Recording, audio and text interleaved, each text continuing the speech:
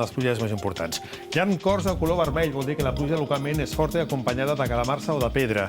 Recordem que es manté de plany un cat i també hi ha un avís del Servei Meteorològic de Catalunya perquè alguns ruixats poden ser forts. De fet, ara mateix, per exemple, a la zona metropolitana de Barcelona, les tempestes són fortes, també ruixats cap al Bages, Osona, en punts del nord del país, també en alguna zona de Girona. Previsió que ens parla de que fins a primeres hores de la tarda encara poden caure algunes tempestes localment fortes i a partir d'aleshores els ruixats ja es faran més dispersos.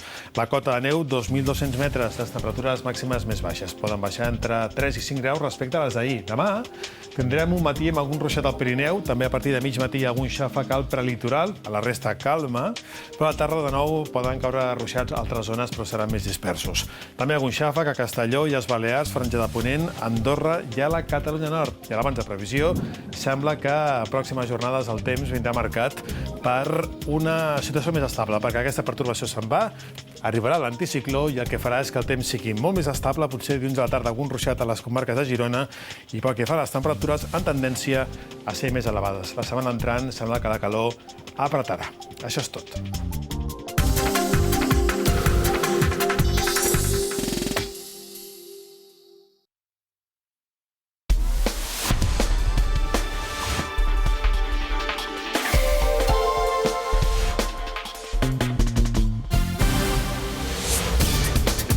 Un incendi destrueix el magatzem d'una fàbrica de caixes de cartró a Sant Sadurní d'Anoia. Durant tota la nit els bombers han treballat amb una vintena de camions per contenir les flames.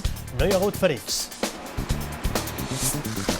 Els presidents dels Estats Units i de la Xina es troben a Califòrnia en una cimera informal. Barack Obama i Xi Jinping remarquen la voluntat de cooperar malgrat les tensions en qüestions com el ciberespionatge o el comerç. El president francès François Hollande assegura al Japó que la crisi a Europa s'ha acabat. Hollande vol donar un missatge de confiança a empresaris i inversors nipons per afavorir-hi la col·laboració.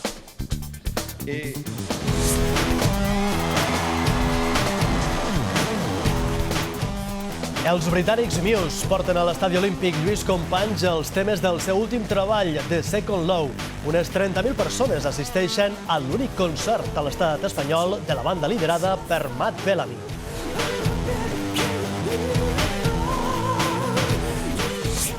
Leo Messi, que tot just ahir va rebre l'alta mèdica, juga l'última mitja hora del partit Argentina-Colòmbia de classificació per al Mundial de l'any que ve. El blaugrana acusa la falta de ritme i no pot evitar l'empat a 0 de la seva selecció. Ja s'han obert clarianes a Tarragona i cap al Pla de Lleida. A la resta del país poden caure ruixats i tempestes localment amb calamarsa. A la tarda els xàfecs es faran més dispersos. Les temperatures màximes poden baixar entre 3 i 5 graus.